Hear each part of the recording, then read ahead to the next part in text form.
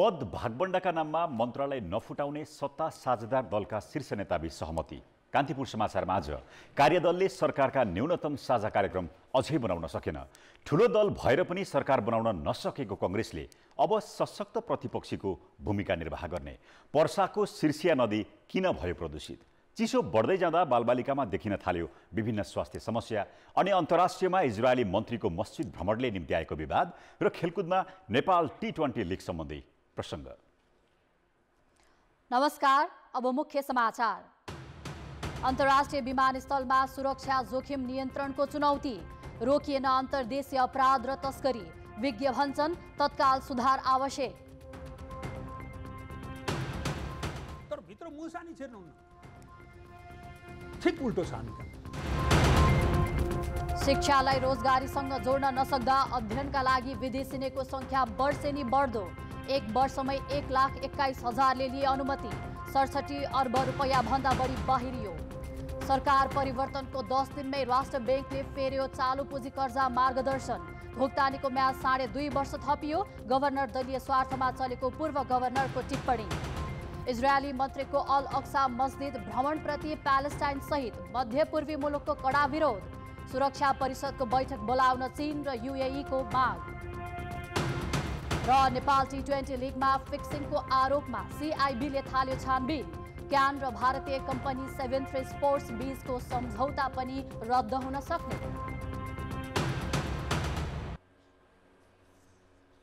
सत्तारूढ गठबन्धनले न्यूनतम साझा कार्यक्रम सार्वजनिक गरेपछि मात्र सरकारलाई पूर्णता दिने निर्णय गरेको छ। प्रधानमन्त्री निवास बालवाटारमा आज बसेको सत्ता साझेदार दलका शीर्ष नेताको बैठकले न्यूनतम साझा कार्यक्रमपछि मन्त्री परिषदलाई पूर्णता दिने निर्णय गरेको हो। त्यसैगरी भागबण्डा पुर्याउने नाममा मन्त्रालय नटुक्र्याउन पनि नेताहरू सहमत भएका छन्। बैठकमा मन्त्री परिषद विस्तार लगतै राष्ट्रपति, उपराष्ट्रपति लगायत 7 प्रदेशका प्रमुख, मुख्यमन्त्री र सरकारको विषयमा सहमति गरेर अघि बढ्ने बारे छलफल भएको सहभागी एक नेताले बताए। त्यसैगरी बैठकले न्यूनतम साझा कार्यक्रम तय गर्न गठित कार्यदललाई भोलिसम्मको समय दिएको छ। पुस 10 गते पुष्पकमल दाहाल नेतृत्वमा 8 सदस्यीय मन्त्री परिषद गठन भए पनि गठबन्धन दल बीच कुरा नमिल्दा 4 मन्त्रीहरूको जिम्मेवारी तोकिएको छैन भने मन्त्री परिषदले पूर्णता पनि पाउन सकेको छैन। सरकारको न्यूनतम साझा कार्यक्रम बनाउन गठित कार्यदलले अझै मस्यौदा बनाउन सकेन। सत्ता गठबन्धन दलको गत बिहीबार बसेको उच्चस्तरीय बैठकले 5 दिनको समय तोकेर उपप्रधान तथा अर्थमन्त्री विष्णु पौडेलको संयोजकत्वमा 5 सदस्यीय कार्यदल गठन गरेको थियो। संयोजक पौडेललाई माओवादी केन्द्र, राष्ट्रिय स्वतन्त्र पार्टी र राप्रपाले न्यूनतम साझा कार्यक्रममा समावेश गर्नुपर्ने विषय बुझाइसकेका छन्। तर अहिलेसम्म कार्यदलका सदस्यहरू एकै ठाउँमा बसेर मस्यौदा तयार पार्न सकेका छैनन्। साझा कार्यक्रम बनाउने भन्ने विष्णुजीबाट कुरा आएको थियो मिटिङमा र म कुरिरहेको छु। उहाँले मिटिङ बोलाएपछि हामी बसेर बुँदाहरू छलफल गरेर साझा कार्यक्रम बनाएर अगाडि बढ्नको लागि। अर्थमन्त्री समेत रहेका संयोजक पौडेलले सरकारमा सहभागी दलले न्यूनतम साझा कार्यक्रमका लागि पेश गरेका बुदालाई अधिकतम समावेश गर्ने बताए। सरकारको साझा कार्यक्रममा राजनीतिक असन्तुष्टिका बुदालाई फरक ढङ्गले राख्ने र जनचासोका विषयलाई मात्र समावेश गर्ने भद्र सहमति भएको बताइएको छ। संसदको पहिलो दल नेपाली कांग्रेसले सशक्त प्रतिपक्षको भूमिका निर्वाह गर्ने जनाएको छ। पार्टी केन्द्रीय कार्यालय सानेपामा आज पत्रकार सम्मेलन गरेर प्रवक्ता प्रकाश शरण महतले प्रतिपक्षमा रहेर जनसरोकारका विषयमा सशक्त भूमिका निर्वाह गर्ने बताएका हुन्। प्रवक्ता महतले माओवादी केन्द्रका अध्यक्ष पुष्पकमल दाहालले धोका दिएका कारण गठबन्धन टुटेको आरोप लगाए।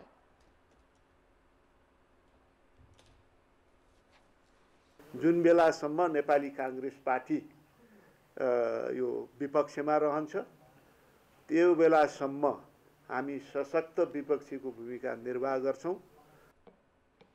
फरक पृष्ठभूमिका दलहरू रहेका वर्तमान सत्ता गठबन्धन लामो समय रहन नसक्ने महतको दावी थियो। उनले अहिलेको परिस्थितिबाट कांग्रेस विचलित नभएको पनि बताए। नयाँ सत्ता गठबन्धन बनेपछि कांग्रेसले पहिलो पटक पत्रकार सम्मेलन गरेको हो। पत्रकार सम्मेलनमा अन्य पदाधिकारीहरू भने उपस्थित थिएनन्। गठबन्धन टुटेको विषयमा कांग्रेसमा विवाद छ। यसैबीच पुस 22 गतेका लागि बोलाइएको कांग्रेस केन्द्रीय समिति बैठक एक साता पर सरेको छ। 25 गते संसदको बैठक बस्ने भएकाले केन्द्रीय समिति बैठक 28 गतेका लागि सारिएको कांग्रेसले जनाएको छ। त्यसअघि पुस 23 गतेका लागि कांग्रेसले संसदीय दलको बैठक बोलाएको छ। कुनै पनि मुलुकको अन्तर्राष्ट्रिय विमानस्थल सुरक्षाका दृष्टिले निकै संवेदनशील मानिन्छ। आतंकवाद, अन्तर्देशीय अपराध र अवैध तस्करीको सधैँ जोखिम रहने भएकाले पनि सम्बन्धित मुलुकले विमानस्थलको सुरक्षालाई विशेष प्राथमिकता दिएका हुन्छन्। तर नेपालको त्रिभुवन विमानस्थलको सुरक्षाका सवालमा सधैँभरि प्रश्नै मात्रै उठिरहे। अहिले झन् 2वटा अन्तर्राष्ट्रिय विमानस्थल थपिएका बेला सुरक्षा जोखिम नियन्त्रण गर्ने चुनौती थपिएको छ। 2वटा अन्तर्राष्ट्रिय विमानस्थल थपिएका छन्। ती विमानस्थलले जति सुविधा र सहजता दिन सक्छ त्यतिकै मात्रामा सुरक्षा चुनौती पनि थपिने सम्भावना देखिएको छ, जसका लागि सामना गर्न हाम्रो सुरक्षा व्यवस्था थप बलियो बनाउने योजना कस्तो छ त? पुस 8 गते फ्लाइ दुबईको उडानबाट काठमाडौँ भित्रिएका सुडानी नागरिक मोहम्मद डाफला त्रिभुवन अन्तर्राष्ट्रिय विमानस्थलको भन्सारभित्रै 19 किलो सुनसहित पक्राउ परे। दुबईबाट सुडानीले नै पठाएको सुन बोकेर सुडानकै फरिया आएको यो पहिलो पटक थियो। विगतमा तेस्रो देशका नागरिक लागुसुत तथा अवैध डलर तस्करीमा संलग्न हुँदै आएकोमा यसपटक सुनसँग जोडिनु आफैमा गम्भीर अनुसन्धानको विषय बनेको छ। त्यसो त त्रिभुवन अन्तर्राष्ट्रिय विमानस्थलबाट सुन तस्करी नौलो होइन।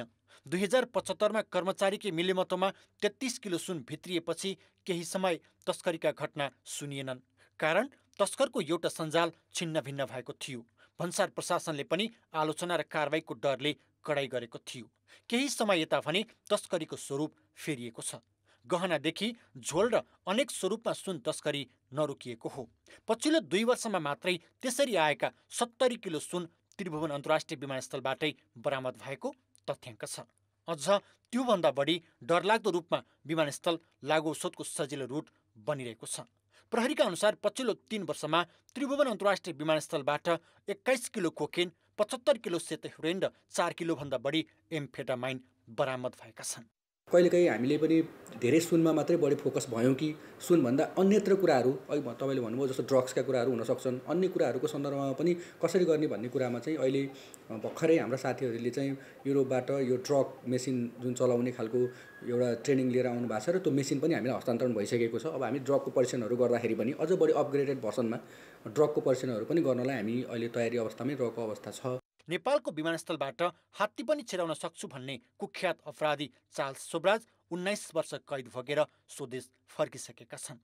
सन् 1979मा त्रिभुवन विमानस्थलबाटै उडेको इन्डियन एयरलाइन्सको अपहरण काण्डले त त्यति बेला नेपाली विमानस्थलको सुरक्षा व्यवस्थालाई लिएर विश्वभर आलोचना भएको थियो। तर विमानस्थलको सुरक्षा सुधारिएको छैन। अब 2वटा अन्तर्राष्ट्रिय विमानस्थल थपिएका छन्। भारतीय सीमाबाट नजिकै रहेको रूपन्देहीको गौतम बुद्ध अन्तर्राष्ट्रिय विमानस्थल र पोखरा विमानस्थल अब नेपाल प्रवेश गर्ने अन्तर्राष्ट्रिय नाका भएका छन्। त्रिभुवन अन्तर्राष्ट्रिय विमानस्थलको सुरक्षा नेतृत्व डिआइजीले गरिरहेका छन् भने नयाँ दुबई विमानस्थलमा एसएसपीको नेतृत्वमा सुरक्षाकर्मी परिचालनको प्रस्ताव गरिएको छ। चिन्ता नार्कोटिक ड्रग्सको भयो, फाइनेन्सियल क्राइमको भयो, ह्युमन ट्राफिकिङ, यी चिजहरूलाई चाहिँ हाम्रो स्पेसल युनिटहरू छ। त्यसमा चाहिँ नि सबैले एकअर्कालाई चाहिँ कोअर्डिनेट भएर सहयोग गर्यो भने यसमा कुनै पनि समस्या छैन। आन्तरिक सुरक्षाको सबैभन्दा जोखिमपूर्ण क्षेत्र भएकाले विश्वका अधिकांश मुलुकका अन्तर्राष्ट्रिय विमानस्थलको प्रवेश बिन्दुमै कडाई गर्छन्।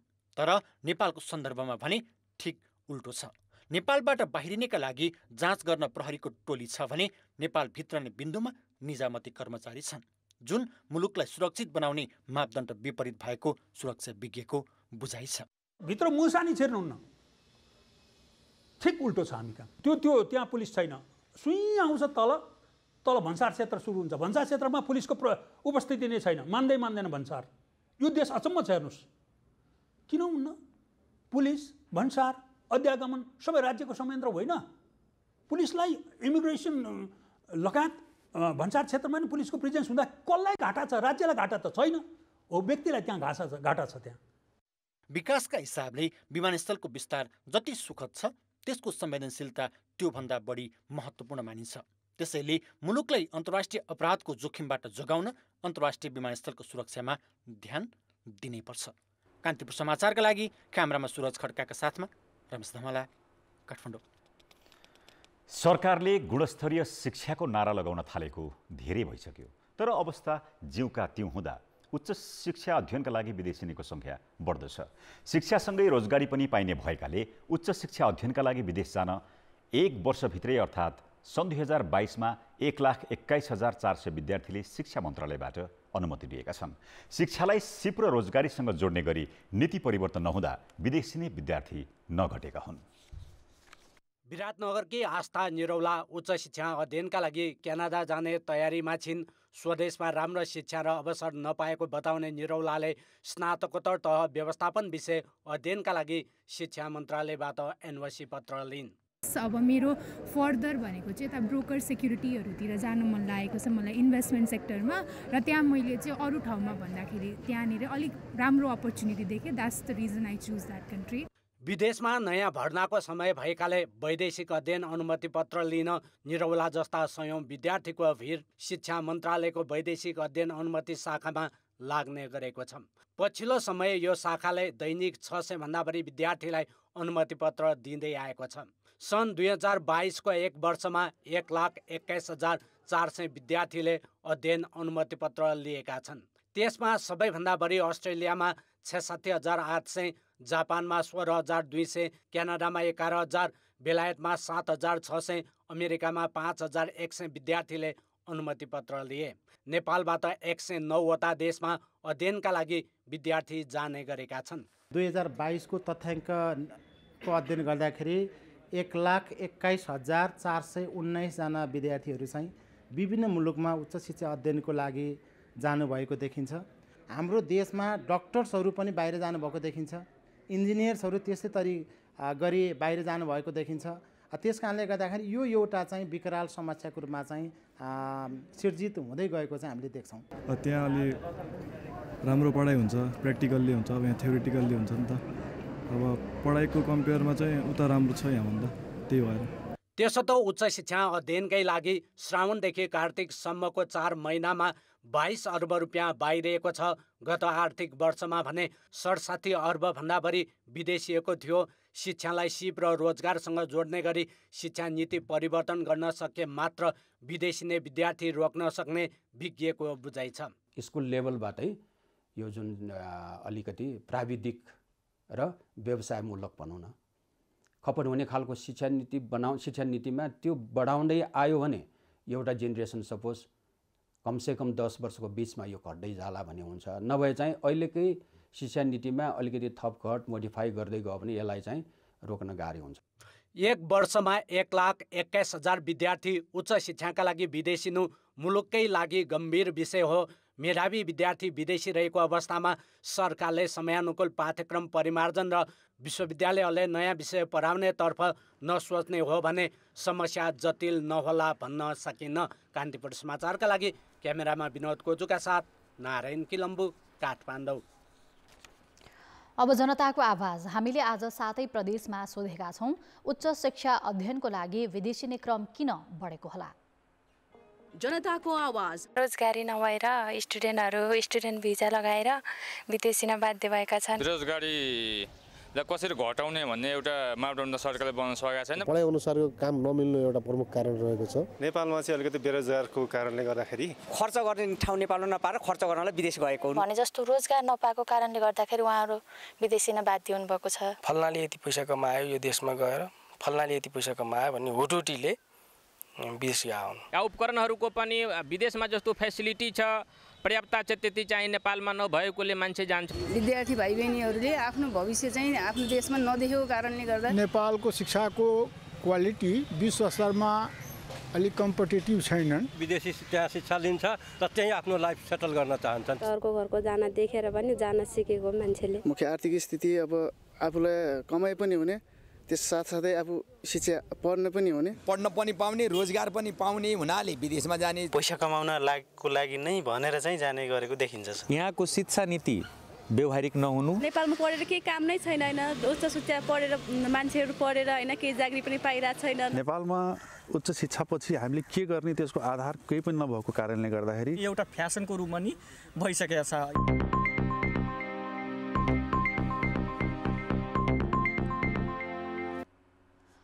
प्रधानमन्त्री पुष्पकमल दाहालले मन्त्रालयका सचिवहरूलाई सिंहदरबारमा बोलाएर सेवा प्रवाहमा सुधार ल्याउन निर्देशन दिएको विषय अहिले चर्चामा छ।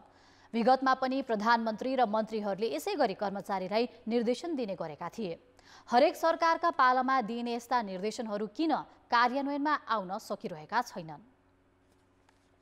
प्रधानमन्त्री पुष्पकमल दाहालले सोमबार र मंगलबार सबै मन्त्रालयका सचिवहरूसँग ब्रिफिङ लिए र 30 बुँदे निर्देशन दिए। सरकारी सेवा प्रवाहमा नागरिकले दुःख पाएमा विभागीय कारबाही गर्ने प्रधानमन्त्रीले चेतावनी पनि दिए। प्रधानमन्त्रीले यसरी सचिवहरूलाई निर्देशन दिनु नौलो होइन, तर यसको कार्यान्वयन विगतमा पनि भएका छैनन्। नेपालको प्रशासनिक संयन्त्र यति परम्परागत र जटिल छ कि राजनीतिक नेतृत्वले नै त्यसलाई चिर्न सकेको छैन। अहिले पनि परम्परागत मानसिकतामा रहेका कर्मचारीबाट प्रधानमन्त्री दाहालको निर्देशन कार्यान्वयन हुन्छ भन्नेमा आशंका छ।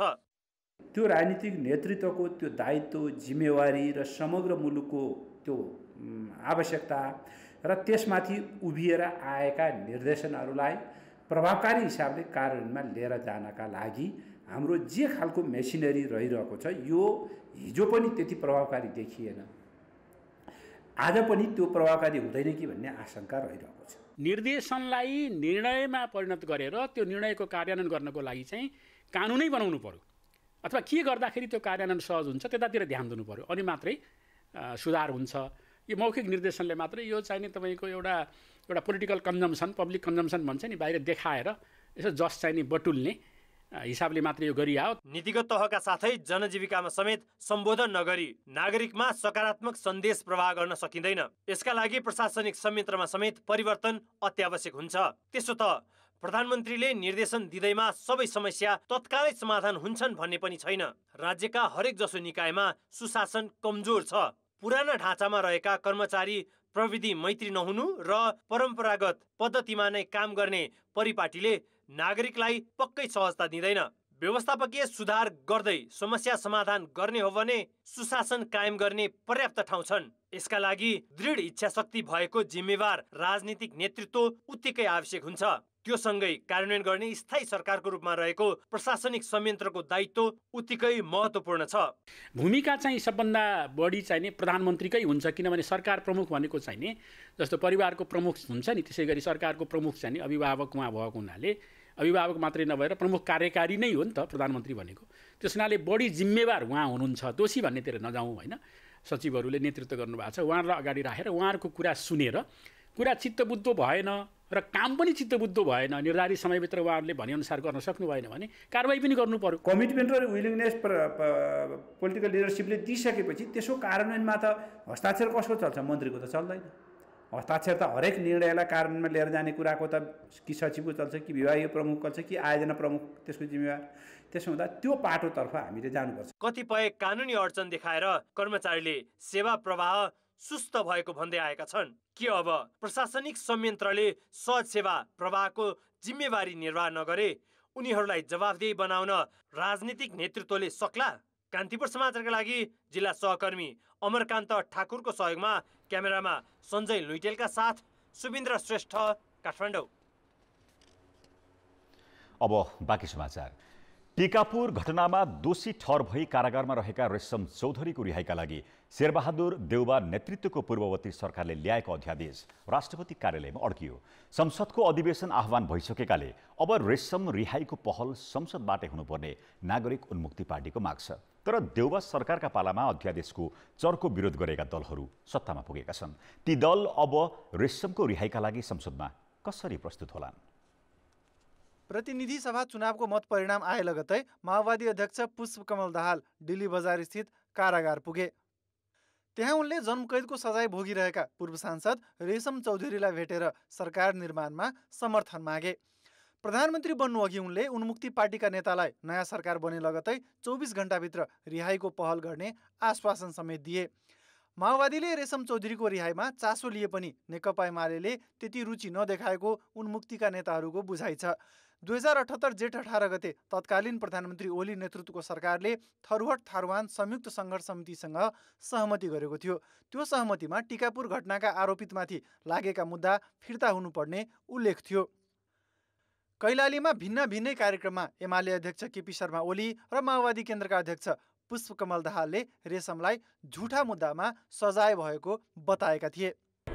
रेशम चौधरी त्यस बेला यहाँ थिएनन्, उनलाई मुद्दा लगाउनु पर्ने कुनै कारण थिएन। हाम्रो गृहमन्त्री उहाँहरू अनसन बसेका ठाउँमा, धरना दिएका ठाउँमा आफै गएर पोलिटिक कसेर बसेर माग पुरा गर्छु भन्नुभयो। मलाई थाहा छ कैलाली जिल्लामा नै थारूहरूको आन्दोलन र टिकापुरमा भएको घटनाप्रति घटनाको असर निकै ठुलो भएको छ। त्यसले उहाँको समस्या समाधान गर्न म सरकारसँग भोलि नै सिरियस कुरा गर्दैछु। सत्ता बाहिर हुँदा पूर्व सांसद रेशम चौधरीलाई निर्दोष भनेर भाषण गर्ने नेताहरूकै हातमा अहिले सत्ताको साँचो पुगेको छ। उन्मुक्ति पार्टीले उनीहरूलाई आफूले बोलेका कुरा पूरा गर्न आग्रह गरेको छ। समर्थन गर्दाखेरि हामी 24 घण्टाभित्र यसको निकास दिन्छौँ भनेर उहाँले भन्नुभएको थियो व्यक्तिगत रूपमा, होइन, भेट भएको थियो। तर 24 घण्टाको त धेरै भइसक्यो। अब प्रधानमन्त्री भएको मान्छेले किन बोल्या त? त्यो निर्दोष हो भनेपछि त निर्दोषलाई त या त उहाँहरूले झुटा बोल्नुभएको थियो या चाहिँ चुनावको चाहिँ सेन्टिमेन्टलीलाई बोल्नुभएको थियो। त्यत्रो जिम्मेवार मान्छेले किन बोलेको? संसद चलिरहेको बेला अध्यादेश समेत ल्याउन नमिल्ने भएकाले सरकारले विभिन्न विकल्पबारे सोचिरहेको नेताहरू बताउँछन्। संविधानले के भन्छ, हाम्रा प्रचलित कानुनहरूले के भन्छन्, प्रहरीको इन्भेस्टिगेसन कस्तो छ, अदालतका यसभन्दा अगाडिका आदेशहरू के छन्, ती कुराहरूलाई ध्यानमा राखेर हामीले गर्छौँ। यसको बटम लाइन भनेको अथवा यसको आधार भनेको के हो भनेदेखि निर्दोषहरू कोही पनि नफसुन्, तर गम्भीर मानवाधिकार उल्लङ्घनका घटनाहरूमा चाहिँ फेरि दण्डहीनता संस्थागत हुने स्थिति पनि नबनोस्। यो दुईटा कुरामा सन्तुलन राखेर हामीले निर्णय गर्छौँ। सत्ता समर्थक नागरिक उन्मुक्ति पार्टीले रेशमलाई रिहा नगरेसम्म सङ्घ र प्रदेशमा समेत सरकारमा सहभागी नहुने अडान लिएको छ। उन्मुक्ति बिना सुदूरपश्चिम प्रदेशमा सरकार बनाउन गठबन्धनलाई फलामे चिउरा चपाए सरह हुने देखिन्छ। सत्ता गठबन्धनमा प्रदेशको मुख्यमन्त्री भाग लगाउँदा सुदूरपश्चिम र लुम्बिनी माओवादीको भागमा परेको छ। उन्मुक्तिले भने प्रदेशमा सहभागी हुने अवस्था आए मुख्यमन्त्रीमा दाबी गर्ने भएको छ। देउबा सरकारले रेशम रिहाईका लागि अध्यादेश ल्याउँदा विरोध गरेका दलहरूको गठबन्धनमा वर्चस्व छ। सत्ता समर्थक उन्मुक्तिको माग सम्बोधनका लागि गठबन्धनभित्रकै दलबीचको विरोधलाई कसरी दाहाल सरकारले साम्य पार्छन् त्यो आउने दिनमा मात्र थाहा हुनेछ। कान्तिपुर समाचारका लागि कैलालीबाट टेकराज जोशी र क्यामेरामा सञ्जय लुइटेलका साथ जितेन्द्र झा, काठमाडौँ। भौतिक पूर्वाधार र विकासका दृष्टिले कर्णाली प्रदेश सबैभन्दा पछाडि छ। पर्यटन, जलस्रोत र जडीबुटीको प्रचुर सम्भावना भएर पनि अपेक्षित विकास हुन नसकेको कर्णालीले संघीयता कार्यान्वयनपछि जनजीवनमा परिवर्तनको अपेक्षा गरेको थियो। तर पछिल्ला 5 वर्षमा कर्णालीवासीको जीवनस्तरमा खासै सुधार देखिएन। 5 वर्षमा 2 पटक सरकार फेरिए। स्वयं कर्णालीवासी नै शासन गर्ने ठाउँमा पुगे। विकास र सुशासन खोजेको कर्णालीमा राजनीति नै हावी हुँदा अहिले पनि केन्द्रीय नेतृत्वको आडमा पद हत्याउने दाउपेच चलिरहेको छ। 2072 मा जारी संविधान र 2074 को चुनावपछि मुलुकमा संघीयताको कार्यान्वयन भएसँगै कर्णालीले आफ्नै सरकार बनाउने अवसर पाएको हो। केन्द्रीय राज्य सत्ताले अधिकार नदिएको गुनासो गर्ने कर्णालीवासीका लागि प्रदेश सरकार आशाको केन्द्र पनि थियो। तर नेताहरू प्रदेशको विकासभन्दा केन्द्रको सिको गर्दै शक्ति हत्याउनमै केन्द्रित रहे। एमालेको सहयोगमा 2074 फागुन 3 गते माओवादी केन्द्रबाट विकट कालीकोटका महेन्द्रबहादुर साईले मुख्यमन्त्री बनेर 3.5 वर्ष सरकार चलाए। तत्कालीन नेकपाभित्रको विवाद कर्णालीबाटै उजागर भयो। एमालेका 4 जना सांसदले त फलोर करस नै गरे। माओवादीका महेन्द्रपछि 2078 कार्तिक 16 गते नेपाली कङ्ग्रेसबाट अझै विकट जिल्ला हुम्लाका जीवनबहादुर साईले सत्ता सम्हाले। मन्त्रालय र मन्त्री थप्ने भोटबाजी नै चल्यो। गैर सांसद समेत मन्त्री बने। 40 सदस्यीय प्रदेश सभामा 22 जना मन्त्री बने। पटक पटक मन्त्री फेरिदा पनि विकासको अवस्था भने उस्तै रहिरह्यो। लामो समयदेखि बन्दै गरेका सडक आयोजनाहरू अलपत्र छन्, बनिरहेका छैनन्। 10 वर्ष 15 वर्ष तपाईँको 20 वर्ष पनि त्यस्तो पुगिरहेको अवस्था छ। त्यसपछि आएर तपाईँको खानेपानीका आयोजनाहरू त्यस्तै छन्। तपाईँको चाहिँ बिजुलीका पोलहरू गाड्ने योजनाहरू त्यो त्यस्तै अवस्थामा रहेका छन्। अरू पूर्वाधार निर्माणका जो कामहरू छन् त्यो पनि अल्पत्र परिरहेका छन्। तपाईँको विद्युतको कुरा गर्ट्यौँ भने ठेकदारहरूले अल्पत्र पारिरहेको अवस्था हामी देख्छौँ र देखिएको पनि छ र अरू सडकको कुरामा पनि त्यही ढङ्गको हामी देख्छौँ। कर्णालीका 28% नागरिकलाई अहिले पनि बिहान बेलुकाको छाक टार्ने समस्या छ। गरिबीको दर 51.2% र निरपेक्ष गरिबीको रेखामुनिको जनसङ्ख्या 28.9% छ। नेपालको कुल भूभागको 21.6% ओगटेको कर्णाली प्रदेशमा 13.2% मात्रै खेतीयोग्य जमिन छ। कृषियोग्य जमिन कम, मल र सिँचाइको अभाव हुँदा कतिपय जिल्लामा स्थानीय उत्पादनले 3 महिना खान पुग्दैन। सडक, शिक्षा र स्वास्थ्य जस्ता आधारभूत सुविधाबाट नै नागरिक वञ्चित छन्। काम खोज्न सीमा पार जानुपर्ने अवस्था छ। बितेका 5 वर्षमा सङ्घीयताको अपेक्षित लाभ लिन नसकेको कर्णाली अहिले फेरि नयाँ सरकार बनाउने तयारीमा छ। साझा उद्देश्य बोकेको छ यसपटकको संसदले र मलाई के विश्वास छ भन्दाखेरि सत्ता निर्माण गर्ने अथवा सरकार निर्माण गर्ने र त्यो गिराउने त्यो खेलमा चाहिँ मात्र सीमित चाहिँ यसपटकको संसद चाहिँ त्यसमा सीमित रहँदैन। पहिलो कार्यकालमै मुख्यमन्त्री बन्न चाहेका एमाले नेता एमलाल कणेल यसपालि जसरी पनि मुख्यमन्त्री बन्ने योजनामा छन्। कणेललाई माओवादी केन्द्रका राजकुमार शर्माले चुनौती दिइरहेका छन्।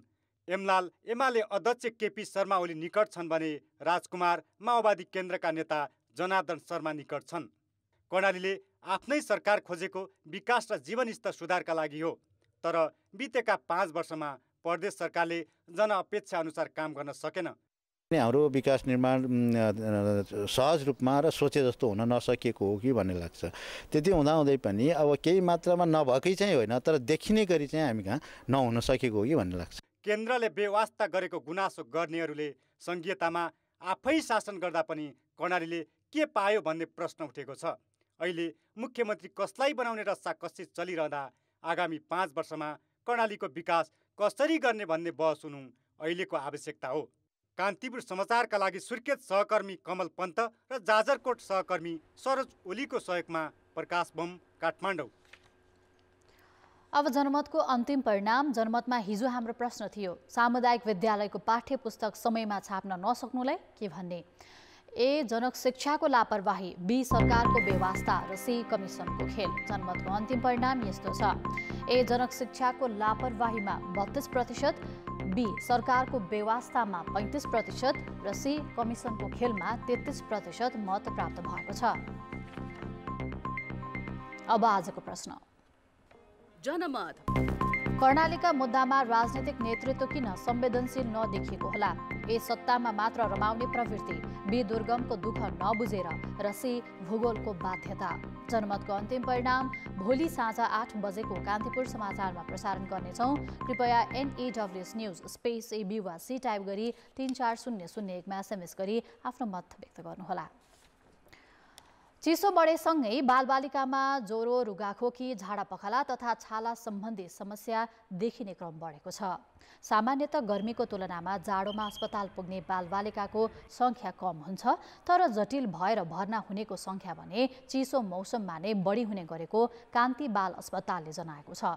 यस वर्ष अस्पताल पुग्ने धेरैजसो बालबालिकामा रुगाखोकीको समस्या बढी देखिएको छ। गत वैशाखमा कान्ति बाल अस्पतालमा 11,015 बालबालिकाले बहिरङ्ग सेवा लिएकोमा मङ्सिरमा 9,247 जनाले सेवा लिए। तर रुगाखोकी जन्य रोगका कारण वैशाखमा 75 जना भर्ना भएकोमा मङ्सिरमा बढेर 218 जना पुगेका छन्। रुगाखोकीको कारणले मात्रै, रुगाखोकीको कारणले निमोनिया भयो, जसको कारणले बच्चालाई भर्ना गर्नु पर्यो, त्यस्ता बच्चा मात्रै हामीले 218 जना भर्ना गर्यौँ। त्यो भनेको चाहिँ गर्मी मौसममा जति निमोनिया आउँथे त्यसको चाहिँ तेब्बर जति हो। केही बालबालिकामा निमोनिया, रोटा भाइरसका कारण हुने झाडापखाला समेत देखिएको चिकित्सकले बताएका छन्। उद्योगबाट निस्कने फोहोरको व्यवस्थापन उद्योगी स्वयंले गर्नुपर्छ, तर नेपालका धेरै उद्योगले सिधै नदीमा फोहोर फाल्ने गरेका छन्। नदीमा फोहोर फाल्नु कानुनी अपराध नै हो। नियामक निकायकै व्यवस्थाले नदी प्रदूषित हुने क्रम बढिरहेको छ। तर पर्साको वीरगञ्ज महानगरपालिकाले सिर्सिया नदीको प्रदूषण नियन्त्रण गर्न आसपासका उद्योग अनुगमन सुरु गरेको छ। प्रदूषणका कारण सिरिसिया नदीका जलचर समेत हराउन थालेपछि वीरगञ्ज महानगरपालिकाले उद्योगको अनुगमन थालेको हो। बारापर्सा औद्योगिक करिडरका उद्योगहरूमा पुगेर महानगरपालिकाले अनुगमन गरेको छ। त्यसक्रममा उद्योगबाट निस्किने फोहोर पानी सिधै नदीमा मिसाउने गर्दा प्रदूषण बढेको पाइएको छ। धेरै फोहोरहरू चाहिँ नदीमा सिधै फालेको अवस्था छ र उहाँहरूलाई चाहिँ हामीले चाहिँ पहिलोचोटिलाई चाहिँ उहाँहरूलाई अब यो सरसफाइ अभियानमा यहाँ सहयोग गर्नुहोस्, तपाईँहरू प्लान्टहरू प्रयोग गर्नुहोस्, भएन भने चाहिँ हामी कानुनी कारबाहीमा जान्छौँ भनेर उहाँहरूलाई सचेत गराएको छौँ। उद्योगहरूले प्रदूषित पानी मात्र होइन, उद्योगमा प्रयोग हुने रसायन समेत नदीमा फाल्दै आएका छन्। यसले जलचर मासिन थालेका छन्। सामान्यतया उद्योगले प्रयोग गरेको पानी प्रशोधन गरेपछि मात्रै नदीमा फाल्नुपर्छ, तर त्यसको पालना नहुँदा बस्तीमा दुर्गन्ध फैलिएको छ। महानगरपालिकाले उद्योगहरूलाई प्रदूषित पानी सिधै नदीमा नफाल्न चेतावनी पनि दिएको छ। म्याक्सिमम उद्योगहरूमा के छ कि उद्योग त बन्यो, संरचना पनि भयो, चलिरहेको पनि छ, तर पानीको कुनै व्यवस्थापन छैन। पानी युज गर्ने हो अनि डाइरेक्ट चाहिँ तपाईँको सिरिसिया नदीमा फाल्दैन, जसले गर्दा जति पनि त्यो वाटर एक्वेटिक सिस्टमहरू रहेछ त्यसले नष्ट गरिरहेछ। त्यसो त सिरिसिया नदीमा केही वर्ष अघिसम्म पनि पौडी खेलेर र वस्तुभावलाई पानी खुवाएर हुर्केकाहरू अहिलेको अवस्था देखेर चिन्तित छन्। त्यसको असर नेपालमा मात्र नभएर भारतको बिहारसम्मका बासिन्दालाई परेको छ। नदीमा फोहोर फाल्न नदिन माग गर्दै स्थानीयहरू पटक पटक आन्दोलित भए पनि समस्या समाधान भएको छैन।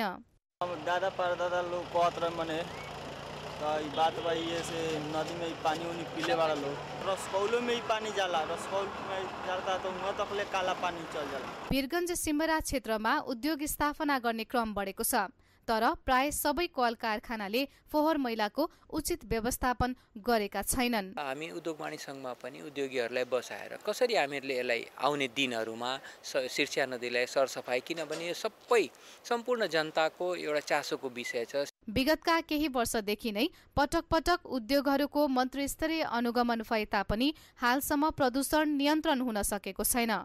अब फेरि वीरगञ्ज महानगरपालिकाले सुरु गरेको नदी सफा पार्ने अभियान कति सफल हुन्छ त प्रतीक्षाकै विषय बनेको छ। कान्तिपुर समाचारका लागि पंकज श्रेष्ठको साथमा माधुरी महतो, वीरगञ्ज, पर्सा। अर्थ र विकास। नयाँ सरकार बनेको 10 दिन नबित्दै नेपाल राष्ट्र बैंकले चालु पुँजी कर्जा मार्गदर्शन संशोधन गरेर व्यवसायको माग पूरा गरेको छ। तोकिएभन्दा बढी कर्जा गत कार्तिकमै फिर्ता गर्नुपर्ने प्रावधान संशोधन गरेर राष्ट्र बैंकले यसको म्याद 2082 असार मसान्तसम्म पुर्याएको हो। नियम विपरीत सेयर र घर जग्गामा लगानी गरेका व्यवसायीहरू यस्तो कर्जाको सीमा घटाउन माग गर्दै 4 महिनादेखि आन्दोलनमा थिए। ठूला व्यवसायीहरूको माग चालु पुँजी कर्जा मार्गदर्शन संशोधन गराउने थियो भने साना व्यवसायीहरू ब्याज घट्ने आशमा बजार आएका थिए। यद्यपि राष्ट्र बैंकले ब्याज घट्ने संकेत भने गरेको छैन। राष्ट्र बैंकले गत भदौमा कारोबारको अधिकतम 20% मात्र चालु पुँजी कर्जा लिन पाइने व्यवस्था गरेको थियो। यसअघिको सरकारले पटक पटक व्यवसायको माग सम्बोधन गर्न आग्रह गर्दा नसुनेका गभर्नर महाप्रसाद अधिकारीले नयाँ सरकार आएको 10 दिनभित्रै अर्थमन्त्री र विभिन्न व्यवसायीसँग पटक पटक भेट गरेर व्यवसायका माग पूरा गरेका छन्। सरकार परिवर्तनसँगै नियम परिवर्तन खोज्नुले राष्ट्र बैंक स्वायत्ताभन्दा माथि राजनैतिक दलको स्वार्थमा चलेको देखिएको पूर्व गभर्नर दिपेन्द्र बहादुर छेत्रीले बताएका छन्। यसभन्दा अगाडि राष्ट्र बैंकको अडानलाई हेर्ने हो भने यदि छिटै नै संशोधन हुन्छ भन्ने अपेक्षा गरिएको थिएन।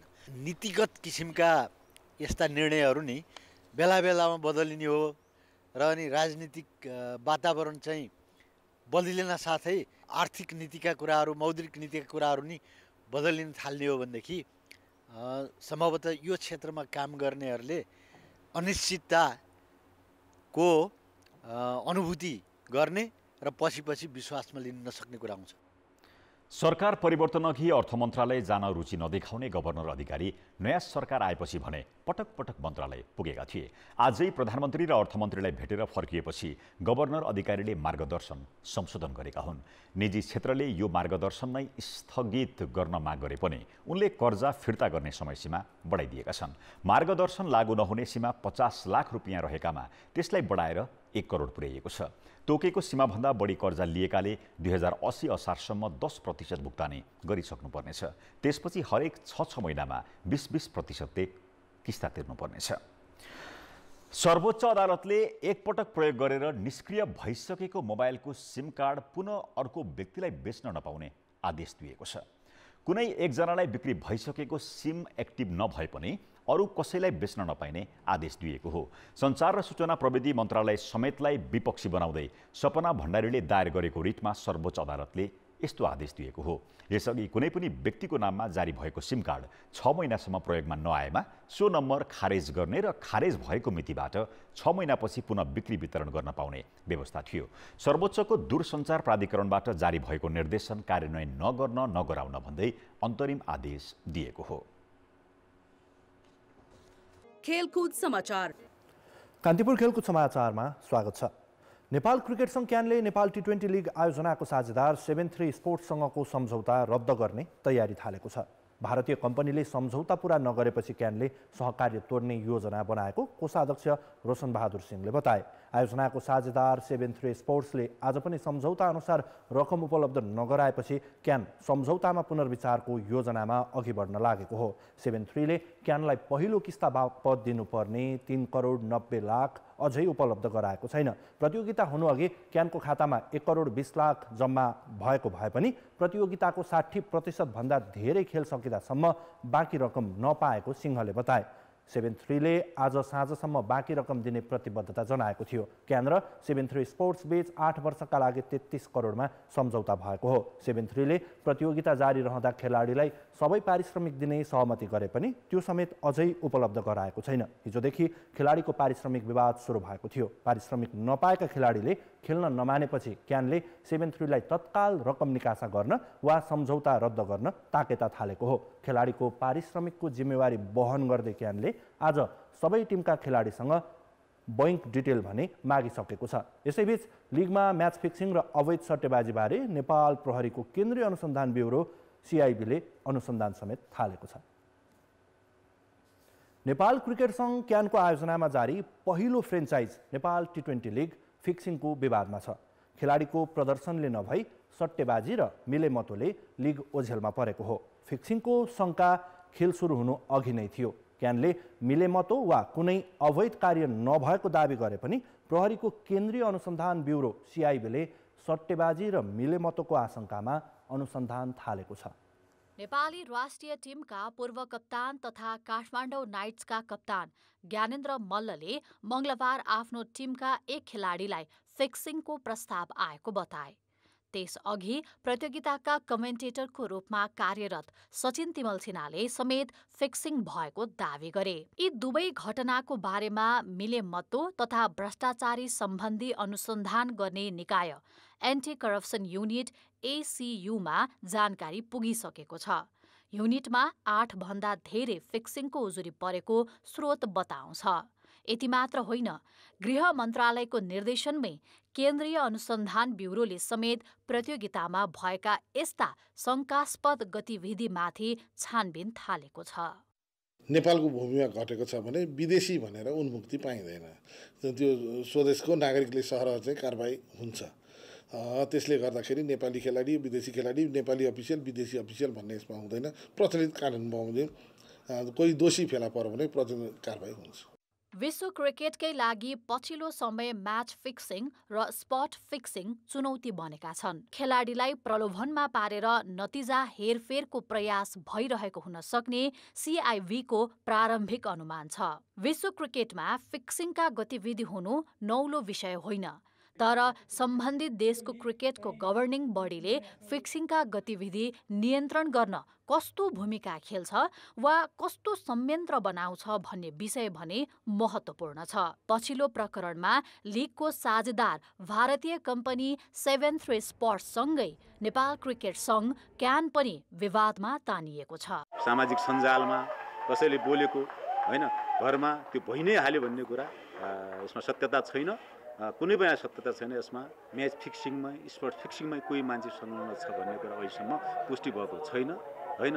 के कुराहरू चाहिँ त्यो टिममा चाहिँ त्यस्तो विवाद भयो शङ्काको कुरा आएर त्यसलाई चाहिँ एसियु मलाई थाहा छ आइसिसीको एन्टी करप्सन म्यानेजर उनलाई आइसिसीले के अरे जिम्मेवारी दिएर पठाउनु भएको छ। नेपाल T20 लिगमा 6 टिम सहभागी छन्। ती मध्ये 2 टिमका मालिक मात्र आधिकारिक रहेको स्रोत बताउँछ।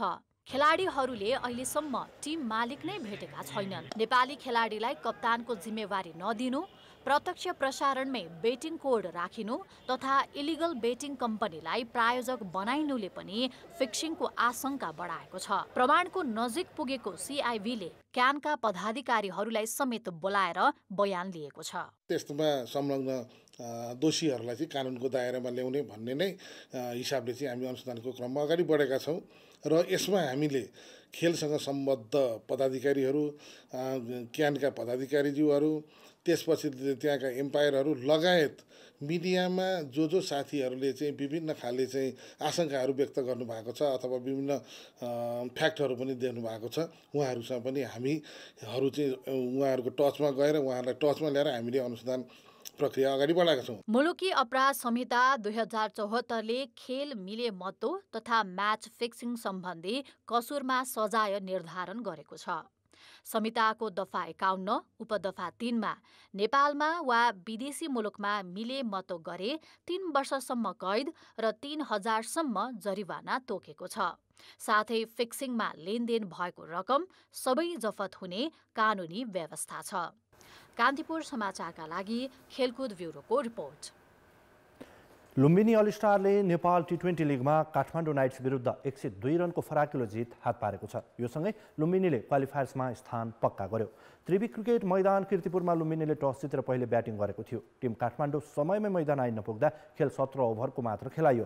निर्धारित ओभरमा लुम्बिनीले 6 विकेट गुमाउँदै 183 रनको योगफल बनायो। पहिलो विकेटका लागि ओपनर हरमित सिंह र लाहिरो मिलान्थाले 98 रनको साझेदारी गर्दै टिमलाई विशाल योगफलतर्फ डोर्याए। हरमितले 36 बलमा 2 चौका र 8 छक्का सहित 70 रन जोडे। लाहिरो 26 रनमा आउट भए। गुलसन झा 21, कुशल भुर्तेल 15 र ह्यारी टेक्टर 17 रनमा आउट हुँदा अनिल शाह 16 रनमा अभिजित रहे। अविनाश बोहराले 3 र वसिर अहमदले 2 विकेट लिए। जवाफी ब्याटिङ गरेको काठमाडौँ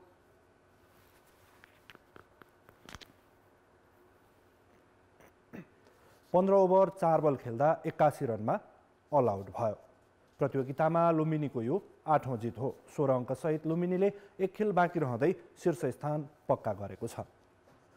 दोस्रो खेलमा विराटनगर सुपर किङ्सले फार वेस्ट युनाइटेडलाई 6 विकेटले पराजित गर्दै प्लेअफको सम्भावना कायमै राखेको छ। त्रिवी क्रिकेट मैदानमै टस जितेर पहिला ब्याटिङ थालेको फार वेस्टले 20 ओभरमा 9 विकेट गुमाउँदै 156 रन बनायो। विनोद भण्डारीले सर्वाधिक 45 रन जोडे। उनले 38 बलमा 6 चौका र 2 छक्का हिर्काए। हस्मितुल्लाह साहिदीले 27 रन जोडे। दोस्रो विकेटका लागि भण्डारी र साहिदीले 68 रनको साझेदारी गरे पनि त्यसपछि लगातार विकेट गुमाउँदा फार वेस्ट मध्यम योगफलमा समेटिएको थियो। करण केसीले अभिजित 21 रन जोडे। विराटनगरका साहब आलमले 3 विकेट लिए। केओन जोसेफले 2 विकेट हात पारे। 157 रनको विजय लक्ष्य विराटनगरले 19 ओभर 3 बलमा 4 विकेट गुमाउँदै पूरा गर्यो।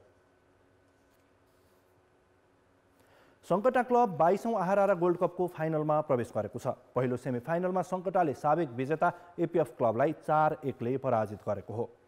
सङ्कटाका विदेशी खेलाडी मेसुके ओलोमेउ र स्टेफन बिनोङले 2-2 गोल गरे। पोखरा रङ्गशालामा 5औं मिनेटमा बिनोङले पहिलो गोल गरेका थिए। 43औं मिनेटमा मेसुकेले दोस्रो गोल गरे। 61औं मिनेटमा मेसुकेले व्यक्तिगत दोस्रो गोल गर्दा सङ्कटाले 3-0 को अग्रता बनायो। 74औं मिनेटमा आवास लामिछानेको पासमा वैकल्पिक खेलाडी हरिकार्कीले गोल गरेपछि एपीएफले खेल बराबरी गरेको थियो। तर 86औं मिनेटमा मेसुकेले टिमका लागि चौथो र व्यक्तिगत दोस्रो गोल गर्दा सङ्कटाले प्रभावशाली जित निकालेको हो। Stephen man of the match समेत घोषित भए। सङ्कटा 2070 सालको च्याम्पियन समेत हो। दोस्रो semifinal Bhutanese youth sports club America र चर्च बोइज युनाइटेड बीच भोलि हुनेछ। खेलकुद समाचार अहिलेलाई यति नै। अब मौसम।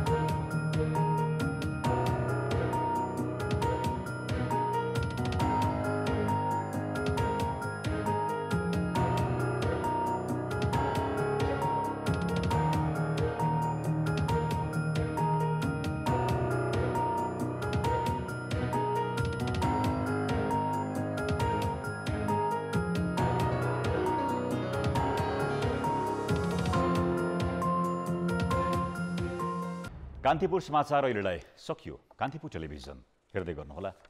नमस्ते।